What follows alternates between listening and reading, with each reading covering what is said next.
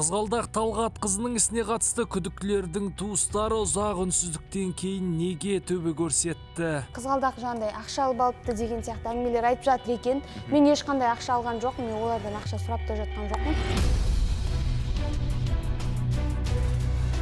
Осы уақытқа дейін алименттің өзін өтемеген әкенің кенеттен баласына бағалы сыйлық жіберуінің сыры неде? Дидарды шақырып беріңіз, мен сөйлесейін деп сөйткен едім. Келіп аузына келгеннің бәрін айтты, сөйлескісі келмейтінін айтты.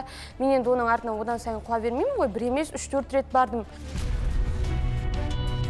Атышулы іске қатысты тағы қандай тың ақпараттар бар, сәлден соң.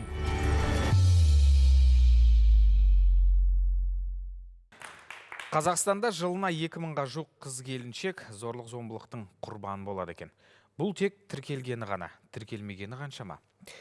Болған жайтты баяндап айтып беріңіз десең, әділдікті айтудың орнына керісінше менің арым тапталғанын айтсам, болмаған ұят дейді. Дегенмен, шындықтың беті ашылатыны ол анық. Армысыздар, эфирде Кел татуласайық бағдарламасы, мен Тахир Сұлтан. Біз бастаймыз.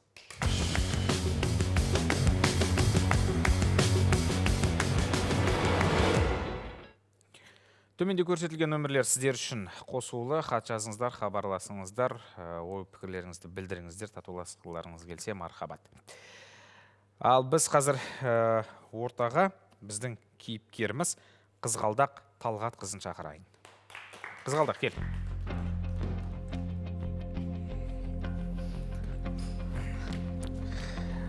Жағас, Дидардың туыстары сенімен кездесіпті.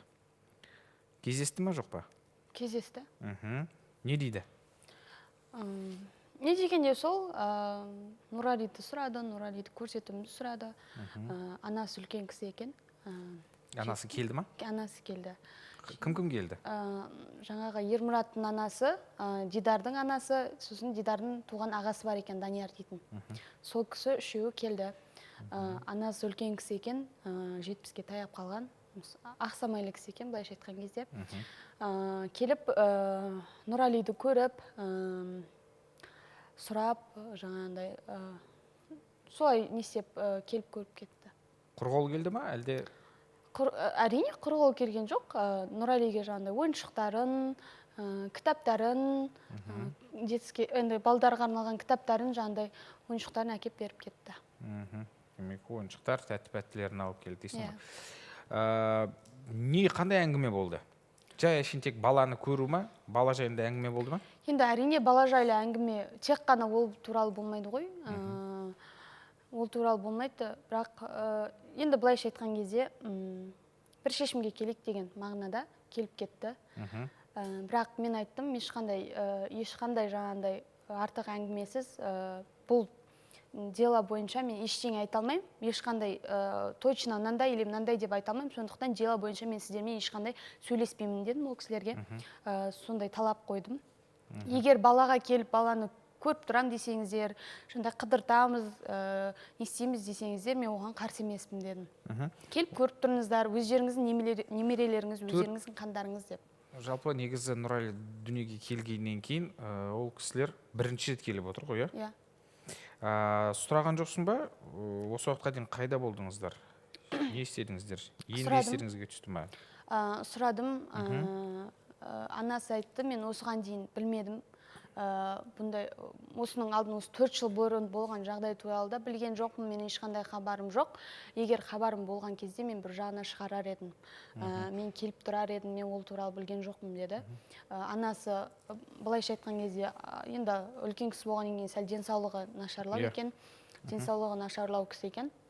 Мен білген жоқ, меге білген болсам келіп тұратын едім деп сөйтіп айтты. Сен өзің сене аласың ба ол кісінің мен білген жоқпын, ешқандай егер білгенімде келетінен жаңа айтқан сөздеріне сене аласың ба?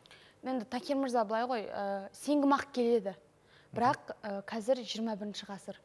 телевизор көрмеймін дегеннің өзінде, енді білесіз ғой, бір туысқаннан бір туысқан өсек шығарады, сонымен қатар айтады. ауыл қатты үлкен емес. Ол кісі қалада тұрамын дейді, осы Алматы қаласында тұрады екен, бірақ туысқанның арасында бәрібір өсек, енді әңгіме жүреді ғой. Ой, ананың баласы бүйтіп кетіпті, сөйтіп кетіпті Біреу болсын, біреу әйтеуір келіп айтады ғой, сенің балаңның аты жөнін айтып отырған жерде.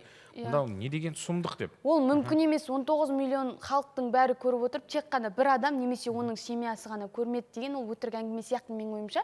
Бірақ сенгім-ақ келді, сенгенде жоқпын. Былайша айтқан кезде кішкене миға қонымсыз зат та. Қараш, баласын енді полиция қызметкерлері шақырып жатса, шақырту бәрібір үйіне келеді, дұрыс па? Иә. Іздестіру жұмыстары жүріп жатыр. Сонымен қатар тек Дидар ғана емес, сол жерде оның басқа ағалары да біледі. Өткенде үйіне бардыңдар. Ешқандай естімеді, білмейді деген нәрсе құлаққа қонымсыз дейсің ғой. Жаңағы анасы айтып отыр, біз өткен жол бардық қой, тауға. Дидар ағасы барған кезде, анасы айтып отыр, мен сол кезде бір апта бұрын ғана кетіп қалған болатыным дейді. Мен негізі сол жақта едім дейді, бірақ бір апта бұрын ғана кетіп қалған болатыным. Егер сен келетініңді білген кезде, немесе жаңағыдай келгеніңді білген болса, мен өзім сенімен сөйлесетін едім дейді. Сол сөздеріне қарасам, мүмкін шынымен де жаңағыдай білмеген шығар деп ойладым. Өйткені осының алдындағы жаңағы болған жағдайды ешкім айтқан жоқ дейді да маған. Мен өйткені менің көңілімді ойлаған бәрі деген сияқты айтып жатыр да. Бір шетінен ол сөзіне сенгім де келеді да, бір шетінен мүлде миға қонымсыз зат. Осы іс болған кезде, осыдан 4 жыл бұрын, 4 жылдан астам уақыт бұрын, оның ата-анасы жалпы келді ма? Білетін біреулер болды ма, үлкен кісілер? Үлкен кісілерден жаңағы Ермұраттың анасы болды. Ермұраттың анасы. Сол кісі ғана болды ғой деймін үлкен кісілерден. Ермұраттың анасы мен Дидардың анасы сонда таныс емес па, танымай ма бір-бірлерін? Таниды екен. Бір ауылда, бір мектепте жұмыс істеген екен ол кісілер. Жаңағындай. Енді айтпаған ғой былайша айтқан кезде. Демек, біледі ол кісі. Білет, енді қанша дегенмен үстіп айтсам мүмкін сенетін шығар деген ой болған шығар. Деп айтқан Дидардың өзі қайда жүр екен, сұрадың ба? Дидардың өзі хабарласты, жазды, басында сөйлескім келген жоқ. Саған өзі хабарласып, өзі жазып жүрді да. Басында сөйлескім келген жоқ, жаңағыдай өшіріп тастап, SMS-леріне жауап қайтармай солай болды. Сонда қамауда отырған жоқ па? Қамауда отырған жоқ. Зорлаған жігіттердің бірі. Негізі, жоқ, Тахир мырза, бұл жерде үшеуі де әлі қамауда отқан жоқ. Мен жаңа адвокатым Альбинадан сұрап көрдім. Бірақ қазірге айтып жатыр да, әзірге тек қана тергеу амалдары болып жатыр. Тергеу амалдары болып жатыр екен да, содан кейін ол кісілер жаңағыдай неге түрмеге қамалмапты. Негізінде менің білуімше, бұл педофилия. Тергеу амалдар жүріп жатқан кезде ол қамауда отыру керек. Тергеу абақтысында жату керек. Тергеу абақтысында жату керек. Бірақ ол қазір бостандықта жүр, ол енді маған ешқандай не болып жатқан жоқ. Саған не деп жазды? Енді қысым көрсетіп бір артық сөздері бар ма? Артық сөз, ешқандай артық сөз жазған жоқ. Кешірші, сөйлесейік, кездесейік, үлкендерше жаңағыдай сөйлесейік деген сияқты хабарласып солай айтады да. Көрсек бола ма сол Ол сендердің? кейінгі жазған, осы жақында жазған, мен алдыңғыларын өшіріп тастаған едім. Сәлем, сұрақ белгісі сенен, қалайсыңдар, жақсы? Ашуың басылды ма? Қандай ашу, не болды? Уақытың болса Нұралиді ертіп жүріп қайтайық та? Жоқ, өзі ауырып жүрген баланы одан сайын ауыртайын деп бердің. Жыл жерге барайық. Дауысты SMS. Мысалы, Мега, Прайм, тағы басқа кешке жүріп қайтайық. Бүгін емес, сенің жауабың. Дауыс жіберілген дауысты хаттар, олар не екенін білмедім. Ертең, сен бір нәрсе деп айтқансың, жақсы депті. Не айттың сонда? Бүйтіп айттым, ана басында жаңа прайм деп айтты ғой, жаңа сауда орталық ойындарын айтып жатыр ғой. Мен айттым ол кезде, мен өзім қазір Нұрали ауырып қалды, бірақ шүкір қазір жақсы, бұрынғыдан қарағанда кішкене ангинасы сып ауырып қалды. Содан кейін айттым, өзі енді жазылып жатқан баланы қайтадан мен далаға шығарып, қайтадан істегім келіп тұрған жоқ деген сияқты айттым. Ауыртып алғым келіп тұрған жоқ. Сол үшін ондай жерлерге бармаймын деп айттым. Одан кейін ол жаңа айтып жатыр ғой, типа таксимен барып алып кетемін ғой деген сияқты айтып жатыр да, жаңағыдай қыдырайық, көрейік, отырып шай ішіп кетейік деген сияқты айтып жатыр. Сосын мен айттым, егер келетін болсаң, машинамен кел, Нұралиді шығарып берейін, көр, сосын біз үйге кіріп кетеміз деген сияқты келтіріп айттым да. Қараш, ол сенің өміріңе былайша айтқанда балта шапқан жігіттердің бірі. Сен болса, мына жерде айтып отырсың, мен баланы ауыртқым келмейді, жақында ғана жазылды. Сонда менің ойымша сенде басқа бір реакция болу керек еді. Сен осынша уақыттан бері іздемеген адам, мен сен қанша уақыттан бері күтіп отырмын. Күттім де, қазір енді күтіп отырған жоқсың, қазір керек емес ол саған. Сен нақты заң жүзінде олардың тиісті жазасын алғанын қалайсың? Түсінтім Тахир мырза. Неге ондай емес, бірақ сенің жауабың басқаша болды? Айтсам бола ма? Мен осының алдын ол басында хабарлап жүрген кезде мен оған қатты айтатынмын.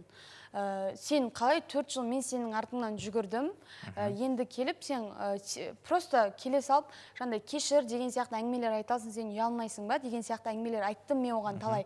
Тегізіп те айттым, сен өзіңнен өзің былайша айтқан кезде кішкентай қыздың алдына, өзінің немересімен жасты қыздың алдына үлкен кәрі шешеңді алып келуге ұялмайсың ба деп те айттым мен оған.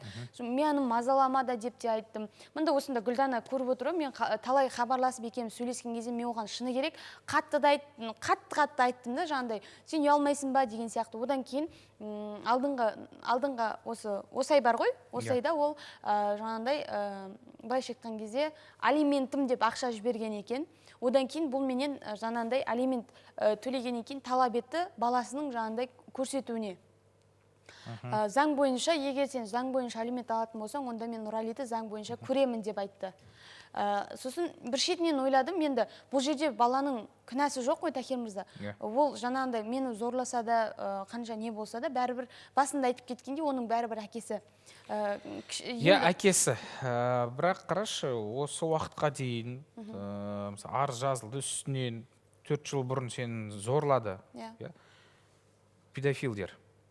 Осы уақытқа дейін бір хабарласпай, келмей, қараспай, ешқандай да бір жәрдем бермей, баласын жағдайын сұрамай, енді жабылған іс қайтадан қозғалғаннан кейін барып, былайша айтқанда, олар қазір енді қарым-қатынасты бастап жатыр. Келіп, жағдайыңды сұрап, сыйлықтарын, кәмпит-сәмпитін алып келіп жатыр. Бұл қаншалықты дұрыс нәрсе бұл? Демек, зорлайды, қыздың тағдырын талқан етеді, істі жауып тастайды, белгісіз қандай да бір жағдайлармен. Ол іс қайтадан Генеральный прокуратурадан, бас прокуратурадан не келеді? Қайттан істі қолға алыңдар. Жазалылар өзіне тиісті жазасын алсын дегеннен кейін, жерде қайттан басталады. Анасы келеді, туыстары келеді ақырындап, өзі мүләйім хат жазады. Баланы көргісі келеді. Енді Егер іс тағы да сол бірінші тоқтатылғандай тоқтайтын болса, онда бұл кісілер ертең тағы да жоқ бола ма? Тахир мырза, мынандай ғой, негізі шыны керек, мен былайша айтқан кезде Нұралиді кішкене болсын, енді әкесі бар екенін хотя білген қаладым да. Содан кейін де көрсеткім келді, көрсетіп тұрдым. Менің ойымша, ол менің көрсеткенім бір үлкен күнә деп, жаңағыдай ауыр зат деп ойламаймын, шыны өзім үшін да, ауыр зат деп ойламаймын. Ол оның қанша жаман болса да, қанша не болса да, әкесі ғой бәрібір. Мен өзімде жаңағыдай көрсеткім келді, көріп тұрсын дедім. Бұл жерде сені былай ғой, сенің ойың жақсы, әкесін таныса, білсе, қандай болмасын, әкесі дұрыс. Бірақ осынша уақытқа дейін бір іздеп келмеген, бір қараспаған адамның кенеттен бар бола қалып табылып, аналар келіп ол жігіттердің, сондай-ақ саған мындай хат жазуы, бұл түсініксіз нәрсе де? Иә, енді мүмкін сен әрине. әзір сен басқаша қабылдап отырған шығарсың. Бірақ мен ондай нәрсені түсінбеймін. Жоқ, Такир мырза, мен де сізді түсініп тұрмын. Бұл сіз үшін бір андай қызық зат болып тұр ғой. Неге олай деген сұрақ болып тұр да сізде. Менде де болған, ондай ой әлі де бар да, бірақ қалай айтсам болады. Білмеймін, мен негізі басында осы бағдарламаға Нұралиді көрсеткім келеді әкесіне деп келген болатынмын. Және оны көрсеткім келе береді деп айтқан болатынмын, егер бұрынғы эфирлерді қарасаңыздар. Бірақ мен шын айтам, бір андай кенеттен жоқ болып кетсе де маған не жоқ, бірақ пайда болғаны мен үшін бір жаңағыдай таңсық зат емес та. Өйткені алдыңғы жылда Дидар бір келіп, жаңағыдай енді айттым ғой, алдыңғы жағдай бойынша бір табылып бір жоқ болып. Иә, бір табылып бір жоқ болып сөйтіп жүрді. Қызғалдақ, сен Дидармен кейін енді мынандай хат жазысқаннан кейін, білмеймін, қоңырау шалды ма жоқ па, жалпы негізі анасына немесе Дидардың өзіне алимент жөнінде әңгіме қозғадың ба? Дидарға да айттым, анасына да. Анасы біледі ғой енді баласына айтқаннан кейін. Дидарға айттым алимент бойынша. Жалпы төленді ма? Енді алимент төлесін деп енді қаулы шықты ғой. Бір айдан асты ма? Бір айдан асты, иә. Түсті ма алимент жоқ па? Осы айдыкін төледі. Осы айдыкін төледі. Қанша етіп бекітіпті? 4/1 бөлігі ғой. Қанша? 4/1 бөлігі. 4/1 бөлігі. Қанша түсті? 30 мың. 30 мың теңге түсті ма? Енді бұл соттың шешімі, ол төлеуге тиісті әкесі. Кешіріңіз, бірдеңе айтып кетсем бола ма? Айтшы. Жаңа негізі мен айтып жатырмын ғой. Көрсеттім деген сияқты. Мұнда жаңағы жазылған хабарламаларда көріп жатсыздар. Бірақ бірдеңе айтқым келіп отыр да, мен бұл жерде баланы көрсетсем, жаңағыдай мен онымен жаңа бала туралы сөйлессем, мен бұл жерде кешірім деген сөз емес та. Мен ешқандай кешірім ештеңе бермеймін. Өйткені олар мен өмірімді құртып отқан адамдар да осы күнге дейін 4 жыл бойы, жаңа сіз айтып жатсыз ғой, 4 жыл бойы іздемеді ғой деп ше. Жарайды, баласын көрсін, мейлі, ертең ол бала өскенде де оны адам табады да, бірақ мен айтқым келетіні, бұл жерде ешқандай кешірім берілмейді. Ойламай ақта қойсын. Мен де бүйтіп күмәндар бүйтіп қарып қалайын ба дедім да? Ешқандай адам шошытпай. Сондай не болып қалды да, бірақ ешқандай кешірім берілмейді. Қара, біздің кейіпкеріміз бар еді ғой. Айгүл есімді. Айгүл. Фамилиясы кім еді? Жарайды, мейлі. Жанназарова, иә. Айгүл Жанназарова. Ол да 3 жігіттен қорлық көрді. 3 жігіттен зорланып, сөйтіп бір кешірім берді. Тіпті оған ақша да ұсынды. Ақшасын да берді. Бірақ заң бар. Зорлады ма, басында арыз түсті ма, қамалу керек, жазасын өтеу керек. Жауабын, айыбын өтеп шығу керек. Болды. Ондай зорлық жасағандарды кешіру берудің ешқандай қажеті жоқ. 8 жылға бас бостандығынан айырылды ол жігіттер. Қызғалдақ, жақсы түсінікті. Мұны ойыңды мен енді түсіндім. Сен 13 жаста болдың ол кезде? 14 жаста болдың. А ол кім болсам, Айгүл 30-дан асқан, иә? Иә, 30-дан асқан. Кәмелетке толған 30-дан асқан, 31 жаста болған қыз болатын. Демек, педофилия жалпы бұл ең ауыр қатты жазалардың бірі. Кәмелеттік жасқа толмаған қызды зорлау, ол үшін жауапқа тартылуы тиіс. Қандай кешірім, ешқандай кешірім берілмейді да, берілмеу де керек. Динара қол көтеріп отыр, не айтқың келіп айт. Қызғалдаққа айтайын. Қызғалдақ менің сестренкамның класстасы екен, жақында біліп жатырмын негізі. Сіңліңіздің класстасы? Иә, сіңлімнің класстасы екен да, ол енді күйеуге шығып, енді босанайын деп енді нетіп жүрді. Енді қызғалдаққа айтарым, неге баланы көрсетесің деймін да, оған вообще баланы көрсетпеу керек. Енді кешірім сұрап келіп жатыр, мынандай жағдайдан кейін бұрыннан бері қаяқта қалды деймін да, кешірме, вообще жазасын өтесін. Вообще жаның ашымасын, мамасы үлкен кісі деп. Ол кезінде мысалға айтып отырсыз ғой, педофил депші, олардың жазасы ауыр болады, сол жазаны алғанын қалаймыз да, бәрімізші. Жазасын алсын, баланы да көрсетпей, алиментін төлесін, и сотталып кеткен қалаймыз. Кешірме, вообще баланы да көрсетпе, керек емес. Білдің бә? Динараның айтып отырғаны. Қазір енді көп адамдардың арасында андай бір қауесет жүр. Қызғалдақ пен Дидар, кешірім өтінемін, Қызғалдақ пен Дидар бір келісімге келген, да бір ақша алды ма, былайша айтқанда кешірім беретін түрі бар деген сондай өсектер жүр. Тагир мырза, мен ақша алсам, баламды садикке бермеймін ба? Квартирам жаңағы тұрып жатқан үйімнің жарты ақшасын төлеп тастамайын ба? Былайша айтқан кезде барлық ақшасын төлеп тастамайын ба? Мен әлі үйімнің ақшасын төлеген жоқпын, 2 ай болып төлей алмай жатырмын. Белгілі бір себептермен төлей алмай жатырмын. Тағы сол сияқты жағдайымды істеп алатын едім, егер мен ақша алатын болсам. Егер мен ақша алатын болсам, маған мында келіп, қайта-қайта артынан жүгіріп, маған не үшін керек, сіздер де мен ұстамайтын едіңіздер ғой. Егер мен ақша алып, жаңағыдай керемет, жаңағыдай бір миллиондап ақша алып не істеп жатсам. Мына жерде ұстап сіздерге не керек ондай? Дұрыс па? Өйткені біздің басты діттеген мақсатымыз кінәлі адамдарды, кінәлілерді қамату, жазасын алдыру. Ержан? Армысыздар, мен айтайын дегенім, біз зайырлы мемлекетте тұрамыз да, Динара. Әкеде баланы көруге 50% құқығы бар. Неге көрмейді? Көру керек. Ержан, сол әке деп айтуға лайықты ма? Айтшы соны. Өйткені әке деп Ол әке болайын деп, оны дәлелденген ғой, ол дәлелденген ғой. ғой, әкесі Ол ғой. өзінің арам ойын іске асырды. Қыз баланың, сонша 14 жастағы қыздың бүткіл өмірін құртты, балалық шағын ұрлады. Ол әке болам деп специально істеген жоқ, ол сен сол жағын түсініп кетші. Бірақ сенің бір жерің бар да, минус сол. Еркек көрсең өзің шошынасың ба, или қызғанасың ба? Не үшін әкесінен көрсетпе деп айтып отырсың бүкіл елдің алдында? Олай айтушы болма. Әкесі көруге міндет. Ержан, ол лайықты емес қой, әке деп атауға лайықты емес. Ол аяқ астынан пайда болған бала, ол арамдықтың несінен. Ержан. Ойласайшы сен кішкене. Сенің қызғалдақ егер сен қарындасың болса, осындай жағдай болса, сен не істер едің? Әкесі келіп, мен көріп тұрғым келеді, араласқым келеді, осындай қанша жыл, енді 4 жыл өткеннен кейін осылай келсе не істер едің, айтшы? Енді мен ол жағдайға келген кезде, әрине мен нотариус арқылы заверк істететінім. Жақсы, түсінікті.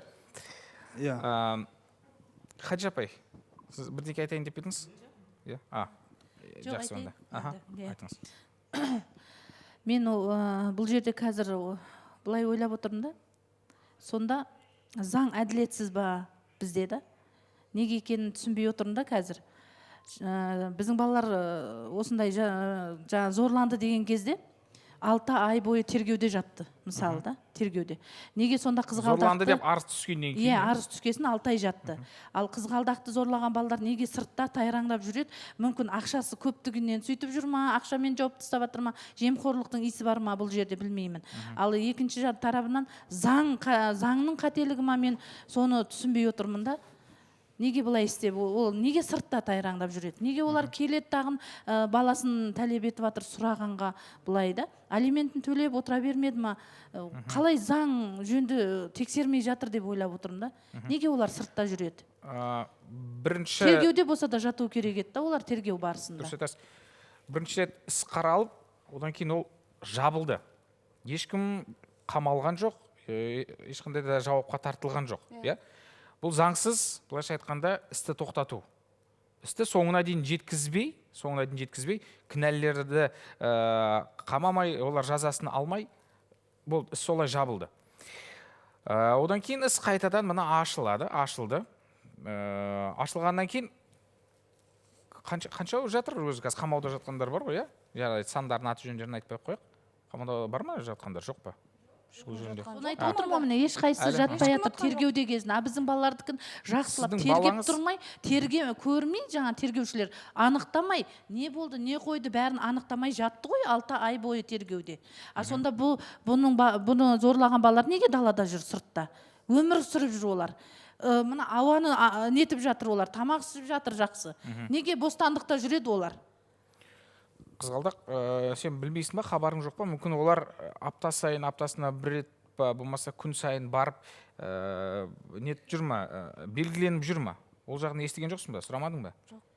Аз барлығы тергеу жүріп жатыр, бірақ олар сыртта жүр. Тергеу жүріп жатыр, бәрі. Үшеуі де сыртта жүр. Ондай ештеңе естіген жоқпын. Бұл қалай болды екен? Сонда біздің заңның күші жоқ па? Әлде расында да қалтасы бар адамдар істерін жасарын істеп алады да содан кейін тайраңдап таза мен ауаны ойлаймын да жұтып осы жүре бере ма? жерде тахир осы жерде ойлаймын да бізде заң өте жаңағы жақсы жағынан заң құрылмаған. Негізі кешеде айтып отырмын мен, баласын тастап кеткен аналарды да соттау керек мысалы. Сонда ажыраспайтын еді балалар. Ажырасу аз болатын еді, аналарды да солай істегендеші. Аналарға да заң шығару керек. Мен де анамын, бірақ та анасын тастап кеткен жаңағыдай бала бар ғой, баласынан бас кешіп жатқандар. Соларда да заң не қылғанда бұндай баласын да тастамайтын еді, ажыраспайтын еді. Міне біздің заңымыздың шикілігі осы. Бірінші рет іс жабылған кезде бірінші рет іс жабылды, одан кейін қайттан ашылды. Иә, соны. Бұл осы орайда демек сол іске қатысты адамдар да жауапқа тартылу керек. Яғни кім бар ол жерде? Прокурор бар ма, судьясы бар ма, тергеушілер бар ма? Осы істі бірінші рет кім жүргізді, солардың барлығы негізі жауапқа тартылу керек. Қайытшы апай, негізінде заң бар ғой. Кешегі Айгүлді зорлаған кісілер бәрі сотталды да, өйткені ол заң болмаса олар сотталмайтын еді. Бұл жерде енді қызғалтақтың мәселесі енді келе жатыр да, қызғалтақ енді білмеймін неліктен екен, баласын әкесіне көрсеткісі келіп өзі не қылып жатыр, ыңғай білдіріп жатыр қазір. Ол не үшін көрсетіп жатыр, оны біз біле алмаймыз. Бірақ негізі мен қызғалтаққа қарындасым ретінде айтатыным, ондай педофил дейді ғой.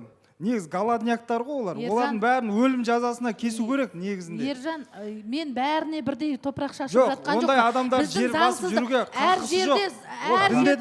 Әр жерде тергеушілер, міне мен мысалы бар ғой, қазір мен өзімнің балаларымды сотта жаңа тергеген адамдарды, адвокатты бәрін мен заңға тартамын. Уақыт келеді, заңға тартамын.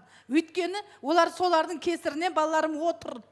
Неге қызғалтақты зорлағандардың тергеушілері неге соларды әлі күнге дейін далада? Міне соны ойлан сен. Әр жерде әртүрлі адамына байланысты ма? Или ауыз бастырық беріп отыр ма? Мен түсінбей отырмын. Енді Қайытшы апай, сіз әсті келе жатсыз. Ержан, бұрын болған жағдай, енді қолға алып жатсыз ол істерді. Ержан, бұл бізге қазір алсын жазасын. Қазір бізге Нұр-Сұлтан қаласынан Жанат есімді көрерменіміз қоңырау шалып отыр екен. Қызғалдақтың тағдырласы. Жанат, сәлеметсіз ба? Саламатсыз ба, Тахир мырза? Сәлеметсіз. Тыңдап отырмыз, не айтқыңыз келді? Иә, естіліп тұр, айта беріңіз. Атым Жанат болады, Астана қаласынан. Айта беріңіз. Мына қыз мен тағдырласым болып тұр, бірақ мен құтылғанмын, қансырап сөйтіп, бірақ құтылғанмын да ондай нәрседен. Өзім құлап. Бірақ қазірдің өзінде мен айтып отқанда түршігіп отырмын да, уже денелерім уже ана қыздың айтқан сөзіне. Енді Құдай жазсын ғой, Құдайымыз бар ғой, бәріміздің пендеміз. Бірақ сонда да мен сол қаладан өзім құтылып ұялғаннан басқа қалаға кетіп қалдым. Яғни енді мен айтамын да, бұл кісіге күш қуат берсін бұл қызға. Бұл несовершеннолетний ғой, енді кішкентай кезінде жасаған іс. Кешірім бермеу керек, жазасын алу керек. Мына үлкен кісіге қосыламын мен айтып отқанымна. Жазасын алу керек. Сосын Ержан деген кісіге мен бұл эфирден алып тастаңыз сол кісіні. Маған сөзі ұнамайды ол кісінің. Рахмет. Вообще қатыспасын сол Ержан деген кісі. Мына үлкен апаға қосыламын. Әпке, мен үшін өмір сүріп жатқандайсыз ше, сіз неге олай айтасыз көпшіліктің көзінше? Сіздің сөйлеп жатқан сөзіңіз ешқандай мағынасы жоқ.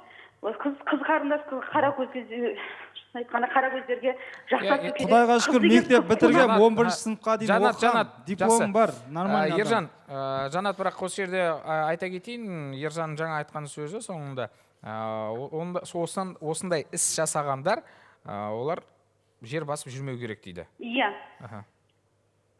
Сіз өзіңіз сотқа бердіңіз ба? Сіз айттыңыз ғой жаңа, менде де осындай жағдай болды деп. Сотқа берген жоқпын. Бірақ мен кеш қалып қойдым, біраз жыл өтіп кетті. Бұл кісілерді мен уже танымаймын.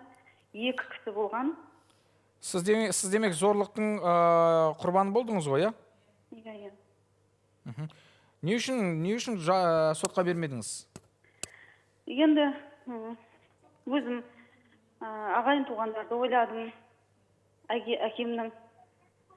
Енді қорықтым, шын айтқанда. Қазір қандай да бір өкініш бар ма сіздің? Енді өкінегенде айтсамызда әлде ағаларым бар, бауырларым бар, әкем бар, әлде қорқыныш бар менде. Қайтам мықты екен.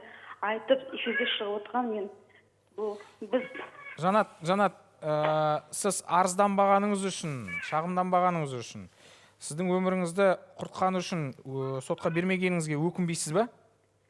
енді өкінем, қорқам, әлде беруге де қорқам, өйткені әке шешем тірі. Қазір отбасыңыз, бала шағаңыз бар ма?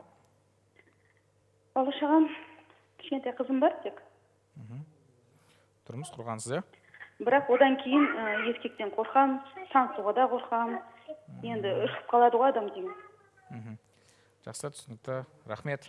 Жақсы, аман болыңыз, сау болыңыз. Мына үлкен апаға рахмет. Қыздардың қауымына көп жақсылық, жақсы нәрсені айтады. Аты жөнін білмейді екен, үлкен орамалдағы апа. Хадиша апай. Хадиша апай, сізге рахмет. Алла разы болсын. Рахмет, сен де бақытты бол. Жақсы, Жанат. Бақытты болып, ол қызыңыздың рахатын көріңіз. Рахмет, сау болыңыз. Қорыққаннан діріле сөйлей алмай жатырмын. Жақсы, аман болыңыз, сау болыңыз. Жақсы.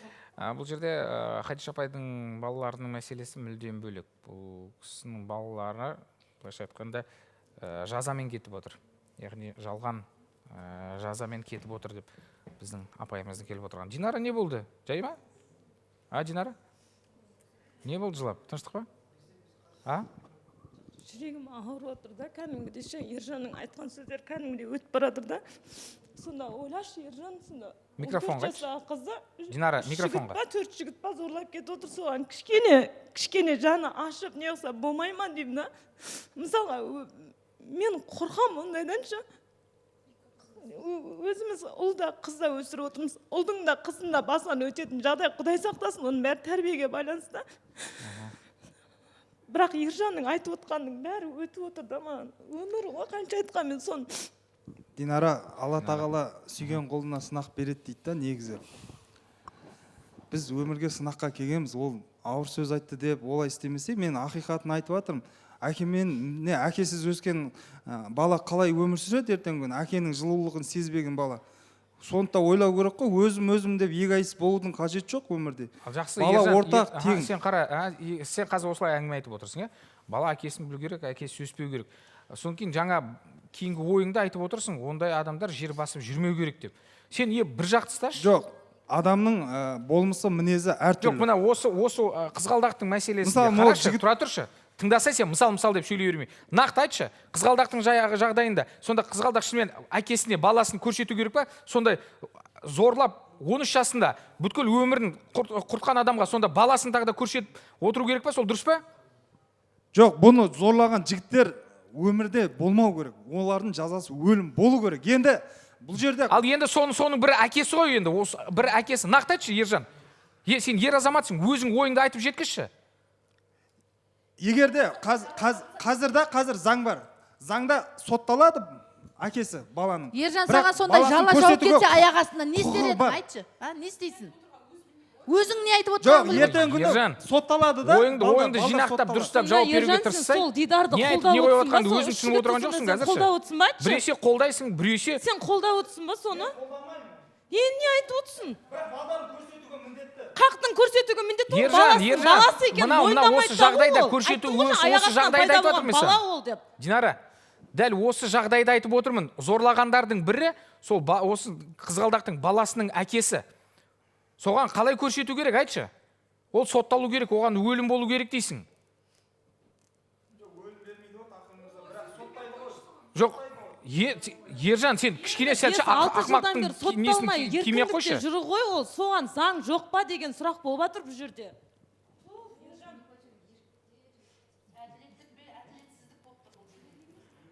Болды. Айдана. Рахмет. Шын айтсам, Қазақстанда енді көп өмір сүрмесем де, бірақ әділетсіздік деген нәрсеге осы уақытқа дейін ішім күйіп, жанып барады, шыны керек. Ақшасы барлар еркіндікте, ақшасы жоқтар қамауда. Вот қызғалдақ қазір енді жаңа Ержан аға айтып жатыр ғой, баласын көрсету керек деп. Не үшін көрсету керек? 4 жыл қайда жүр? Ол кісілер қазір просто қорқып жатыр, что оны соттап жібереді деп. Сол үшін қазір типа мейірімділік көрсетіп жатыр. Олар керек емес. 4 жыл бойы қайда жүр осы уақытқа дейін? Бір көріп, бір 2 күн көріп, қайтадан жоқ болып кетіп, ондай әкенің болғаннан болмаған артық. Әке боламан кәдімгідей мейірімділігін төксін. Істеген нәрсесіне жауап берсін. Мен қазір қызғалдақты қолдаймын. аяғына дейін бар. Заң не үшін онда? Егер осылай адамгершілікпен шеше салатын Дұрыс болсақ, айтасыз. заңды аяғына дейін жеткізу керек, до конца апару керек. Зато Зорлады ма? қорқатын кісілер аз болады. Жаңада кісі Жанат деген тәтеміз звондады ғой. Ол кісінің өзі даже сөйлеуге дірілдеп тұр. Неге? Өйткені ер адамдардан қорыққандығы уже психикасына әсер еткен. Зато ертеңгі күні азаятын болады бұл нәрсе. Аяғына дейін бар қызғалдақ. Осындай зорлық жасады ма педофилдер ма, міндетті түрде олар қамалу керек. Және ондай адамды мен әке деп айтпаймын. Түсін ба, Ержан? Ол әке емес ол. Ешқандай олар баланы, былайша айтқанда, олардың оның ойында дүниеге бала алып келу деген нәрсе болмаған.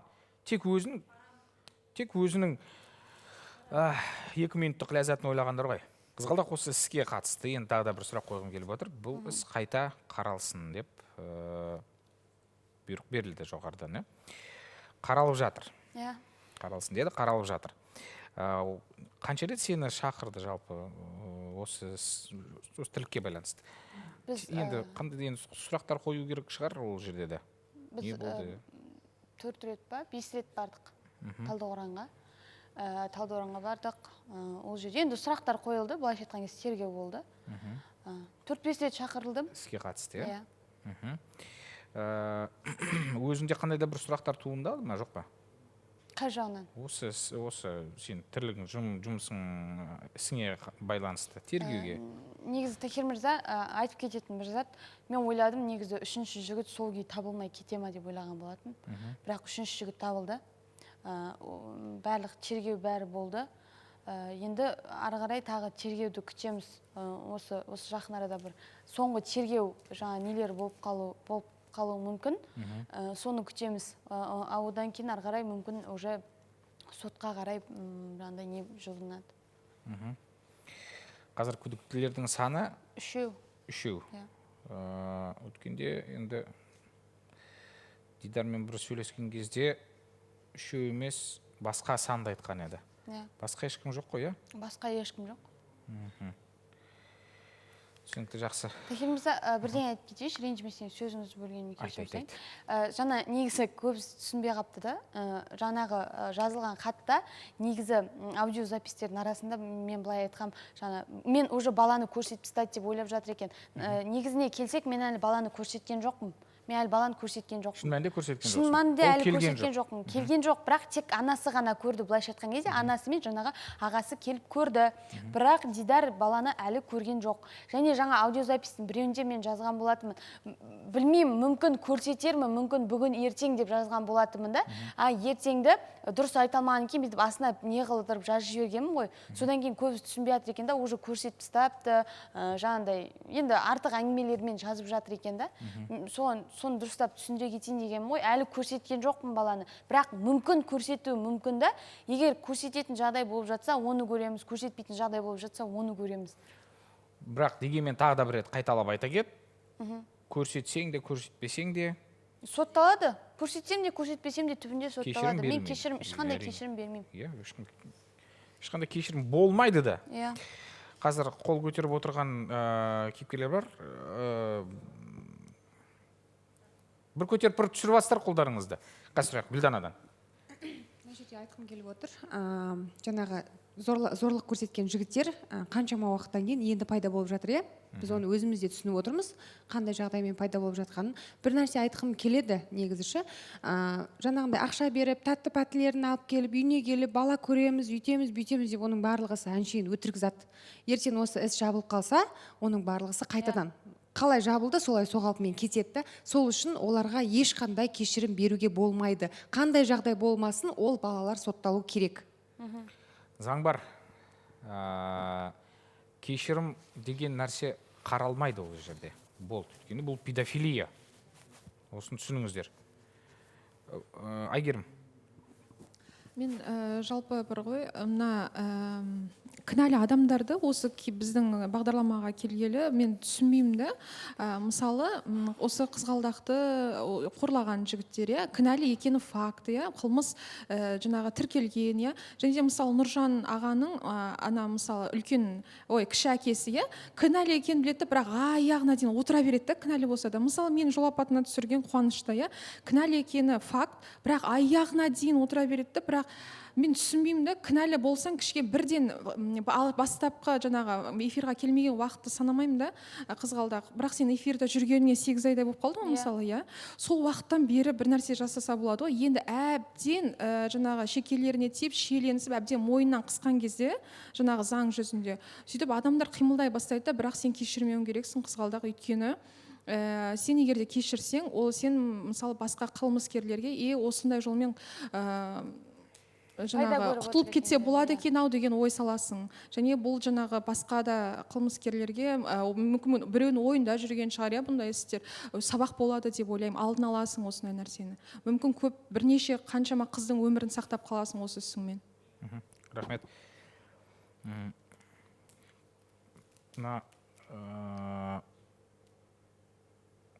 Шынымен негізі қазір сені үлгі тұтып жатқан көрермендер бар екен, қыздар бар екен. Сен тағдырластарың. Енді олардың көбісі ортаға шығудан қорқады. Біреу ұялады, біреу қорқады. Енді туыстарым бар, анау бар, мынау бар, мен қайтем, ертеңгі күнім не болады деп, сондай ой болғаннан кейін олар шыға алмайды. Сондай сен тағдырластарыңның, былайша айтқанда, мұңын сен қазір осында шығарып отырсың. Түсініп отырсың ба? Сен айтпақшы, қазір маған айтып жатыр, келіп жатқан толас хаттардың арасында бар дейді. Қызғалдақты көргеннен кейін біздің тағдырласымыз екен, біз де шығайық, біз де барайық, айтайық деп отырған бойына батылдық күш жинаған қыздар жазып отыр екен. Біз де барамыз, бізде де осындай жағдай болған, мұндай жағдайды бейжай қалдыруға болмайды деген сондай нелер хаттар келіп жатыр екен. Бұл жерде ешқандай кешірім болмайды, кешірім берілмейді де. Ондай нәрсе, кешірім деген нәрсе қаралмайды да. Болды. Заң жүзінде кетті. Бағила апай, қол көтеріп отырса айтыңыз. Рахмет, Тахир мырза. Мен өзім ойлаймын да, неге осы 3 бала неге кінәлі болғаннан кейін, неге ол тағы да біреудің тағдырын талқандамасына кім кепіл? Мысалы, неге олар уақытша тергеу изоляторында отырмайды? Неге ол тергеушілер салғырт қарайды? Неге осындай шешім қабылданады? Неге біз әділдікті іздеу үшін біз осы жерге келіп, бүкіл жұртқа барлығын жайып, одан кейін әділдікті мысалы осылай шырылдап іздейміз? Неге олар сол құқық қорғау органдары неге біздің шын мәнінде құқығымызды қорғамайды? Мен де мысалы мен 4 жыл бойына мысалы бір судья менің барлық өмірімді, тағдырым бәрін біле тұра мен осындай шешім қабылдап отырмын. Мен 4 жыл бойына мен қызымды сол кісінің кесірінен мысалы көре алмай отырмын. Мен көруге де уақыт берген жоқ маған. Бұның да тағдырын мен қазір ойлаймын да, мысалы осының бәрін бір судья естті, қаншама құқық қорғау органдары естіп көріп отыр. Көзімен көрді, барын естті. Мүмкін жалғыз қызғалдақ емес шығар, мүмкін ол балдар бірнеше қыздардың да өмірін талқандаған шығар. Осы тұста қызмен айта кетейін, бізге бір қоңырау шалған көрермен болды. Қызғалдаққа дейін ол сол қызды аты жөнін айтқан жоқ, бірақ таныдым деді. Осы Дидар бар деді, қасында достармен осындай нәрсені жасаған деді.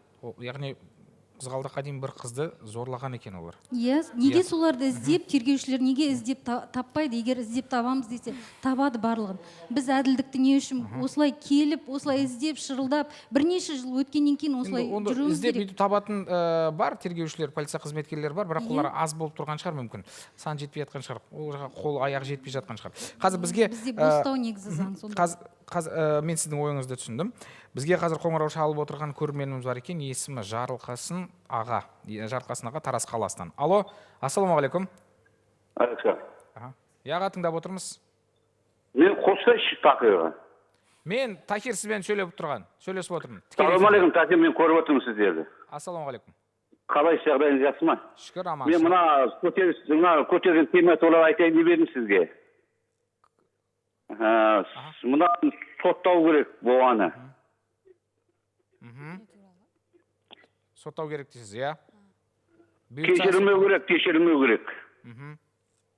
Өте Соны дұрыс айтайын айтасыз. дегенім сізге. Мына отырған қыздың аты емес, қақ қызымыздың аты. Қызғалдақ. Қызғалдақ, иә. Осындай қарындастарымыз сонда зорлап кете беріп пе, кейінгі не сабақ болады ол? Өте дұрыс айтасыз. Барлығымыздың ойымызда, мақсатымызда сол. Аға, мен өзім мына жақта, мен әкемін. Мен мына жақта жылап отырмын, білесіз ба, мына қызды қылғанына. Бәрекелді, рахмет аға. Жыламаңыз, айтқан сөзіңіз, ойыңыз өте дұрыс. Бұл сабақ болу Менің де қызым бар, ұлым бар, қызым бар, ұлым бар, әйелім жоқ болса да. Мен бірақ кешірмеймін ананы. Өте дұрыс. Бүгінде әкелік саған айтып жатқан не сол қолдауы ақылы ғой. Иә. Мен жүрегім шыдамай отыр менің. Жақсы аға, рахмет. Әрине жүрегі бар, санасы бар. Қандай да адам болмасын, мұндай істі естіген кезде, көрген кезде жай отырмайды. Мен өзім әрең дегенде бұл нәрсеге кішкене сәл құлағым үйренсе де, бірақ әлі күнге дейін мен кәдімгі ашуым келеді. Рахмет аға, аман болыңыз, бар болыңыз. Сақымызда жаттырасың, сау бол. Жақсы аға. Қызғалдақ, енді Дидардың анасы, тағы да анау жігіттердің анасы келді дедің, ағасы келді дедің. Баланы көрген кезде, мынау біреуге ұқсайды екен, осы біздің бір туысымызға, немесе расында менің балама ұқсайды екен, сенің балаңа ұқсайды екен деген әңгімелер болды ма, болмады ма? Болды. Иә, кімге ұқсатты? Жаңағы енді үлкен ағаларының балдарына ұқсатты. Менің өзім ұқсатқан жаңа келген ағасының екінші ұлына қатты ұқсаттым. Құлақтары, бетінің өздері айтып отыр, иә? Өздері ұқсатып отыр. Жақсы, бұны неге мен сұрап отырғаным, өйткені ДНК сараптамасында әкесі екенін анықталды. Бұл тағы да бір дәлел болсын дегенім ғой. Жақсы, түсінікті. Қояр сұрақтарыңыз бар ма?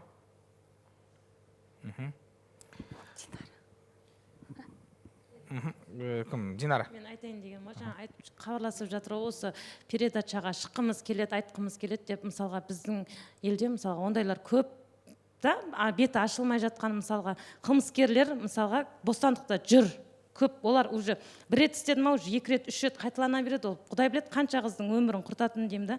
Мысалы, осындай передачалардың арқасында, осындай передачаның арқасында нәтижесі болып, мысалы, ол педофилдердің өзі осыны көріп, уже тартынады да кішкенеші. Уже азая бастайды деймін да. Неге келмеске? Дидар, ассалаумағалейкум. Тыңдап тұрмын сізді. Дидар, ассалаумағалейкум. Менің есімім Тахир. Алло. Кім? Менің есімім Тахир. Айта берің. Бұл Данияр ғой, ба? Бұл Данияр. 31-ші арнадан тікелей эфирден Кел татуласайық бағдарламасынан қоңырау шалып отырмын. Сіздің есіміңіз Данияр ма, Дидар ма? Дидардың ағасы. Тұтқаны тастай салды. Демек, айтарлар жоқ, жауаптар жоқ. Бет жоқ деген сөз. Мен түсінбей қалдым, бұл Данияр ма, Дидар ма, сол үшін ғой мен қайта сұрағаным. Данияр Дидардың ағасы. Ағасы, иә? Осы кісі келді ма өткенде?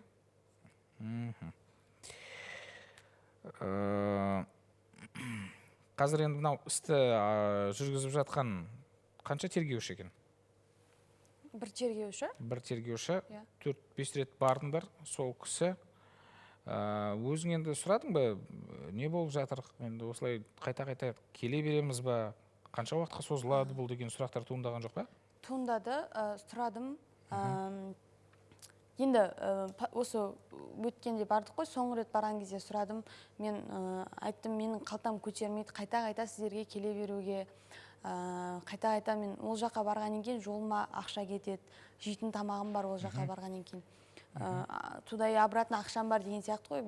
Бардарда қайтарда ақша керек. Мен қалтам көтермейді, қайта-қайта келе беруге деп айттым. Есіңде болса, басында келген кезде сендерді, яғни ауылдарынан басқа бір ауылға қанша шақырым деді, әкеңнің айтқаны бар еді. Бізді қайта-қайта шақырта береді, барамыз жолға, жолға қаншама қаражатымыз кететін, кейде ақша таппай қалатынбыз. Содан ол созыла береді, бізді шақырта береді, біз қаражат жеткізе алмай, бір жағынан қалай айтып еді? Иә, енді әуреге салды, біз қатты қиналдық деді. Сол жайт қайталанып отырған жоқ па? Қайта шақырып отыр. Маған енді Альбина адвокатым да көмектесті. Тағы бір заңгер кісі бар еді, енді айтпай ақ қойын ол кісіні. Ол кісі екеуі оған дейін маған көмектесіп жүрді да. Енді былайша айтқан кезде қайта ол кісілерден сұрай беру ұят қой.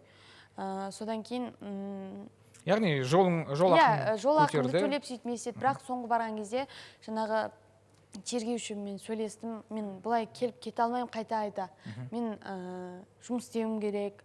Мен қалтам көтермейді, ары беріп жүргенге астымда машина болса мейлі да, мен барып келе берем. Бірақ ол да жоқ менде вообще.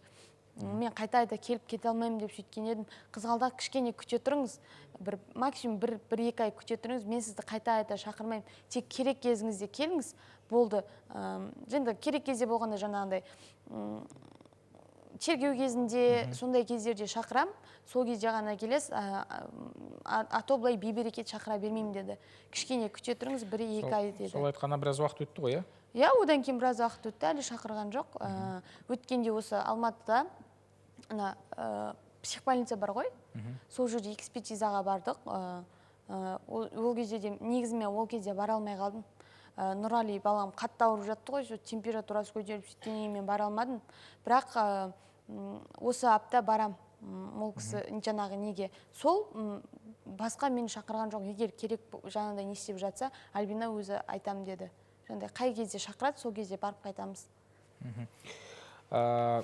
4-5 рет бардың шақырған кезінде. Келді ма қарсы тарап, екінші тарап кездесуге? Кездестіңдер ма? Беттестірді ма сендерді? Иә, беттестіру болды. Екінші тарап келді. Екінші тараптың бәрі келді. Сосын андай куәгерлер дейді, не қылды. Олар енді жасаған істерін мойындап отыр ма, жоқ па? Мойындаған жоқ. Мен кінәлімін ғой, как всегда. Қызғалдақ кінәлі, қызғалдақ өзі сондай болған, өзі мұндай болған. Ал Дидар не деді? Мойындаған жоқ. Бірақ ол эфирде айтты ғой. Эфирде мен сұраған кезде айтты ғой. Баланы мойындап тұр ғой, бала менікі, егер ДНК менікі болса, значит бала менікі, бірақ мен ештеңе істеген жоқпын дейді. Қалай онда сонда ауадан егер ол ешқандай қатысы болмаса, онда қалай онда оған ұқсайды ол?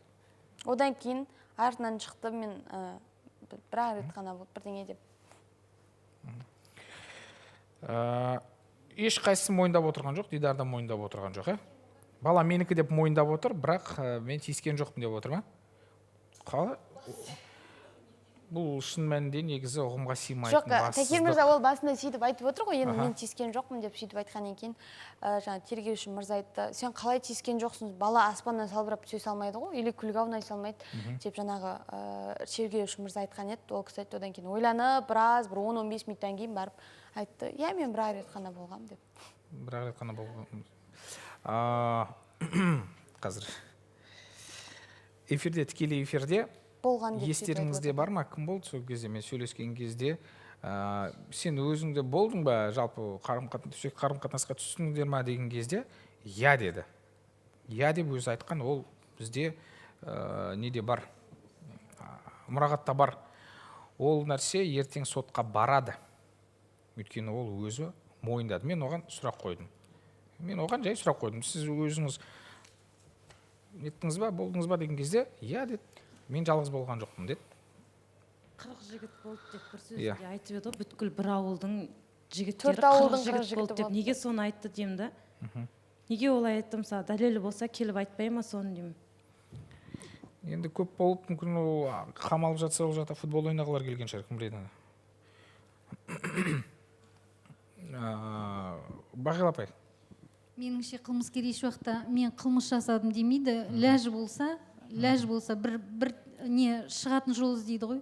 Ләж болса бір сылтау іздейді, бір сөз іздейді. Сонымен қатар сол айтқаннан негізі қызғалдақты енді біраз санын айтпай қойын, жаңа Динар айтты ғой.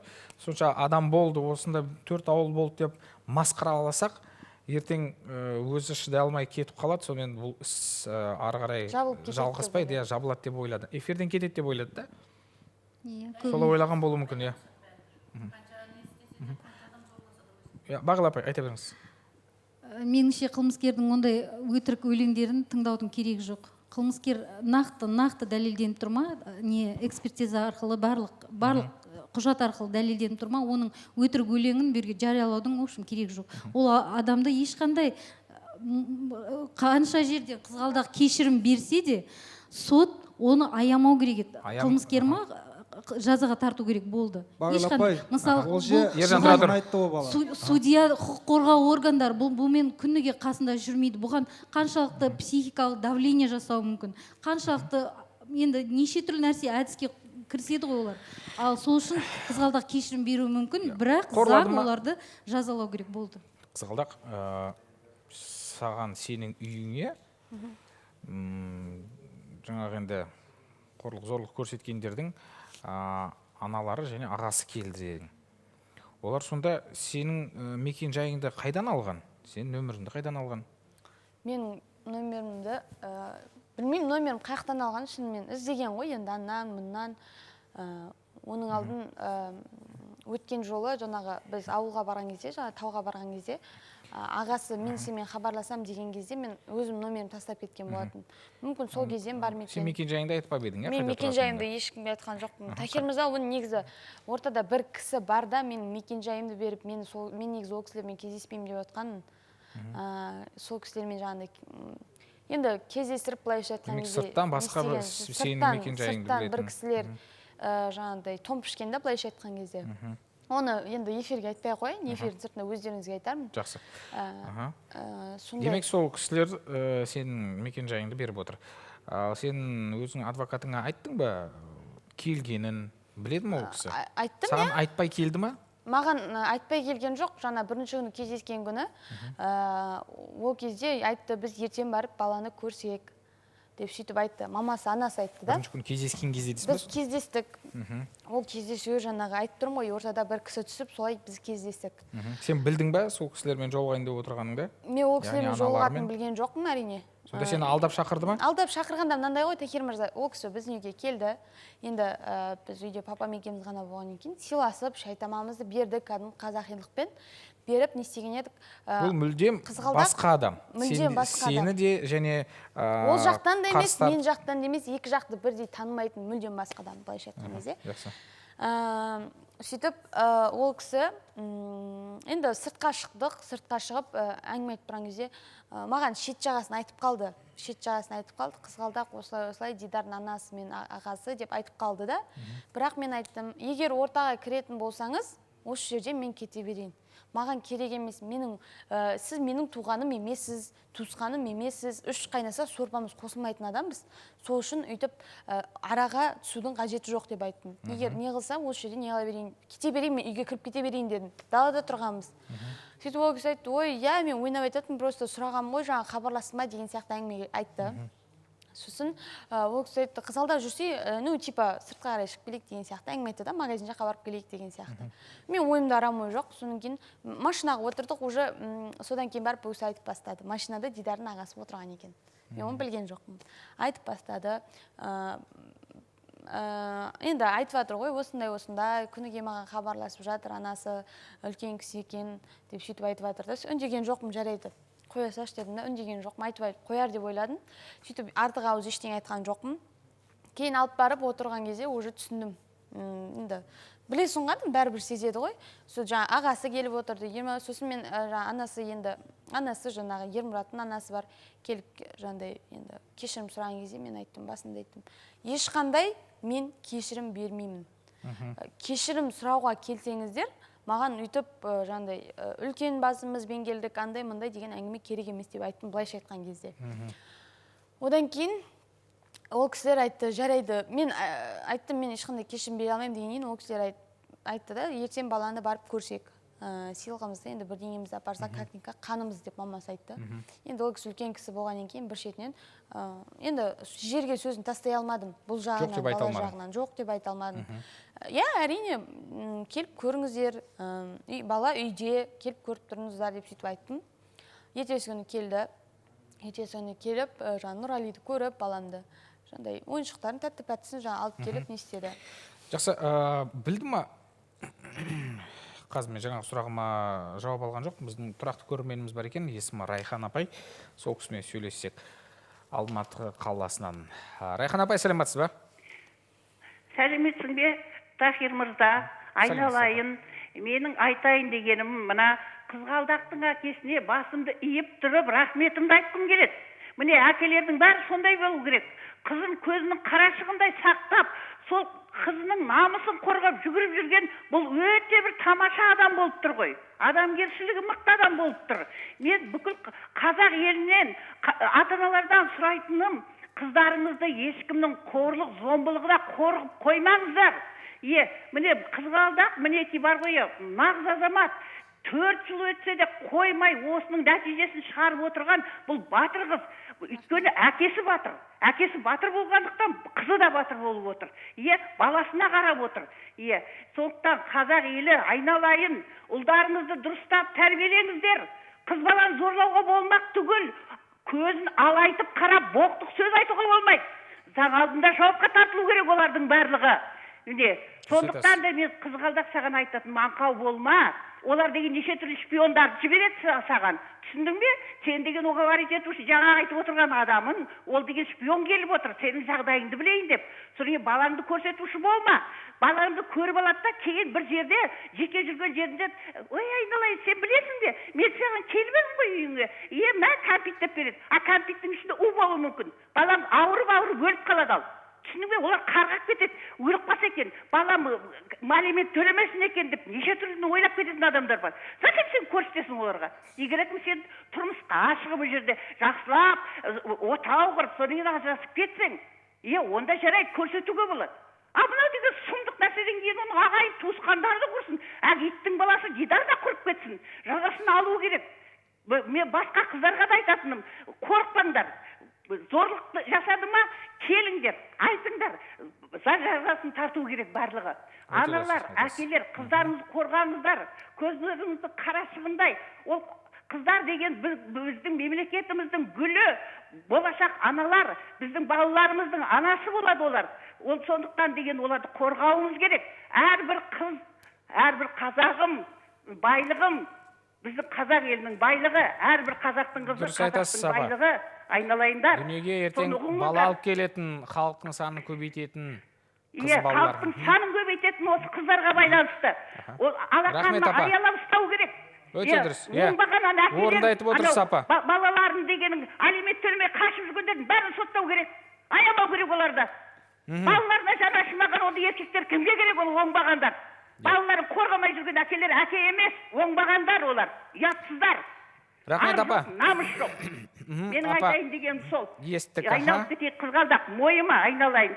Сен деген үлгі болып отырсың. Ешқашанда зорлық, зомбылыққа қарсы тұра білу керек. Біздің қазақтың қыздары ғасырлар бойы батыр болған. Ешқашан дегенің намысын таптатпаңдар. Ал қазақ елі ұлдарыңызды дұрыстап тәрбиелеңіздер. Жақсы, апа, естік. Мен де айтамын осы сіздің сөздеріңізді. Жақсы, айналайын. Рахмет, апа. Аман болыңыз, сау болыңыз. Ұзақ жасаңыз, рахмет. Шын мәнінде егер балаға да, қызға да дұрыс жақсы тәрбие берілетін болса, онда мұндай осындай жағдайлар орын алмайды. Сол үшін балаға да, қызға да дұрыс тәрбие беру керек. Қызды 40 үйден, дұрыс айтасың, қызды 40 үйден тыю керек дейді. Мен жаңа бір сұрақ қоям деп отыр едім. Гүлдана, не айтайын деп едің? Жаңа қол көтеру. Бағила апай, кешірім өтінемін, айтыңыз. Қызғалдақ шынында да ол баланың ойында не бар екен сен білмейсің. Ол қандай план құрып жатыр. Ол еш уақытта ол бір рет жаманшылық жасады ма, ол адамнан жақсылық шығады деп мен ойламаймын. Еш уақытта ол адамға ләжі болса аулақ жүрсін, болды. Вообще жақындатпа, балаңды да өзіңді де. Еш уақытта даже сен өзің номеріңді да берме. Вообще аулақ жүрсін. Себебі ол, көрдің ғой, ол адамнан жақсылық шықпайды.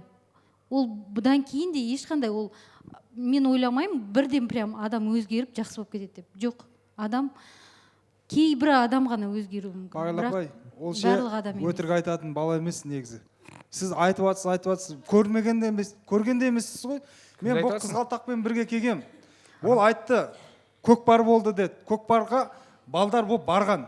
Сол жерден 40 адам Адам не зорлады деп айтпайды? ол айтты. Ержан, Дидар адам не негізінде да. айтпайды? Ержан, көкпар Адам не туралы айтпайды? әңгіме Қалай болған емес. бойынша ұсталды ма, Көкпардан дәлелі кейін бар ма? жиналдық деген негізінде Көкпар да. туралы әңгіме болған емес.